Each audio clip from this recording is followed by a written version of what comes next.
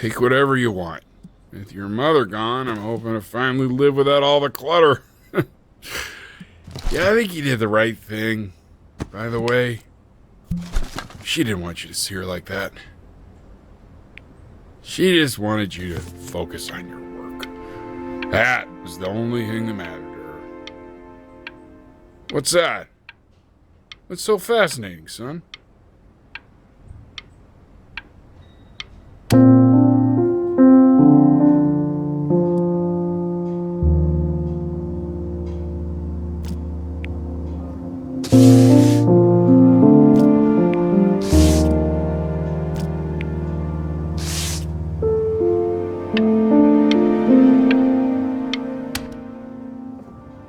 Look.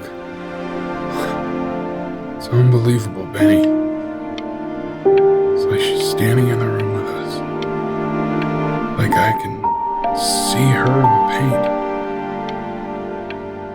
I can feel her.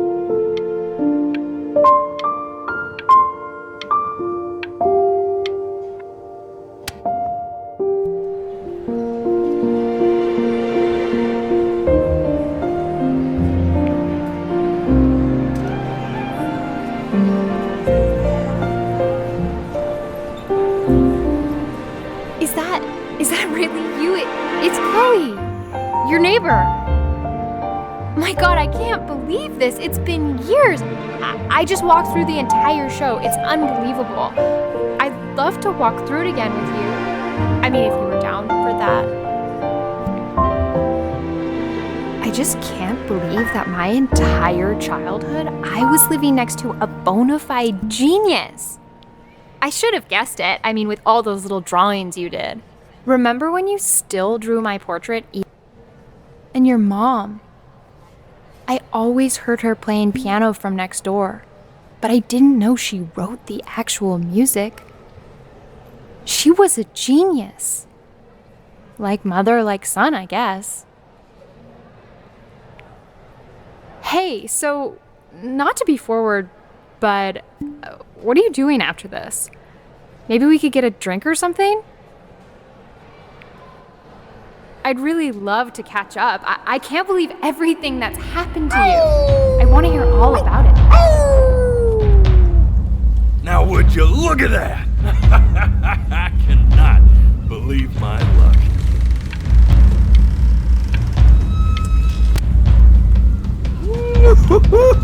You finally hit the jackpot, Flapjack. Oh, the nobody nothing's dying every day. You finally sink your hook into a... Whoa! Well, there you are. Well, hello, sir. If I realized, I would have cleaned up. I'm just used to fishing up a different class of soul. I mean, sure, I've had scientists, a couple college athletes here or there, but whew, an internationally renowned painter? The gatekeeper's gonna eat you up. Hey, speaking of that, why don't we give your story a test run? Maybe you help me out with the word choice, since, you know, I'm still working on that. See if I'm getting all the strokes right, the proper composition, if you catch my drift. Forget about it. All right, here we go. Gatekeeper! Before you stands the soul of a great man. Now, would you describe yourself as a happy kid or a lonely one? His childhood was a happy one, growing up in a loving home raised by loving parents in a quaint village by the sea. And, what'd you say your mom was? A composer or an accountant? His mother was a composer who, with the need to support her family, took a job as an accountant. How would you describe her as a teacher? More encouraging or demanding? Kind of like your champion Therefore, as his piano teacher, she was ever encouraging, teaching him to recognize the greatness within. How about that neighbor girl? Huh? What was she to you? Was she your best friend or first love? Now be honest. But on the eve of his big audition, he completely dropped the ball, staying up all night with his best friend and blowing it the next day. Now, from that moment forward, his mother gave up on him. She knew he didn't have what it took to be a truly great musician. But little did she know, she just picked the wrong medium, right? See, when he was 12 years old, he got sick, and he had to stay inside for an entire year. And in that year, he rediscovered a talent he'd forgotten: painting. Sure, he loved finger painting as a child.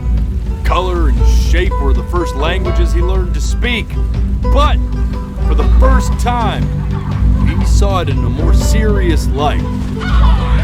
He was accepted into an exclusive art school where he caught the eye of an esteemed professor who launched his work into the national spotlight. But be quiet. With expectations on his career mounting, he stalled himself into bankruptcy, which turned out to be a blessing, for it wasn't until he returned home to the house he grew up in that he began work on what would ultimately be considered his masterpiece. I said shut up, you scumballs! You lucky fowls!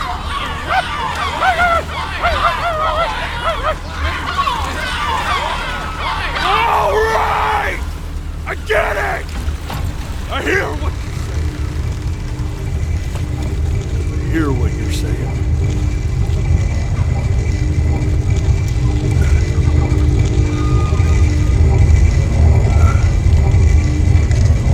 I'd assumed as much anyway. I should probably tell you, those things, they're not regular gulls. They're lyre birds.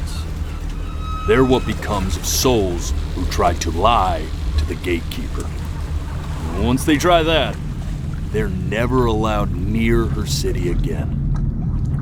I get to feeling bad for not defending them right, so they just stay on with me.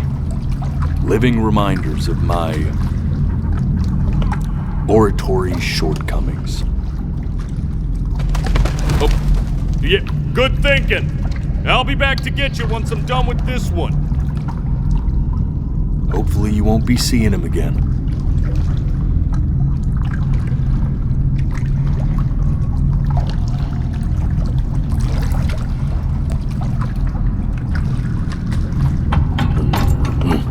You're a flea-bitten sap, you know that? Just look at him. Poor fool doesn't know what he's in for.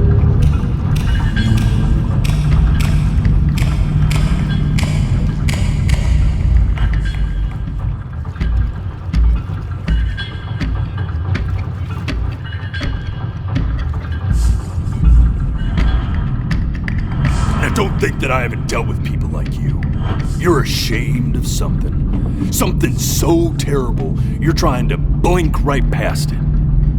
Because if the gatekeeper knew, she'd have to dream up fresh new hells to punish someone as worthless as you. And I'm sure you're right.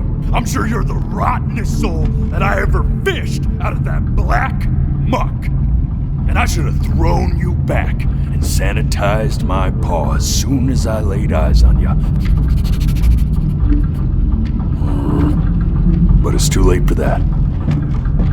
We're in this together. And the gatekeeper, she'll see right through your fake lies as if they were glass.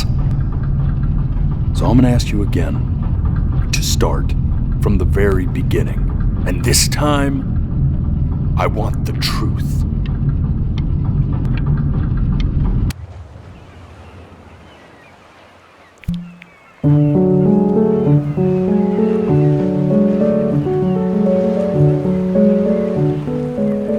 not this.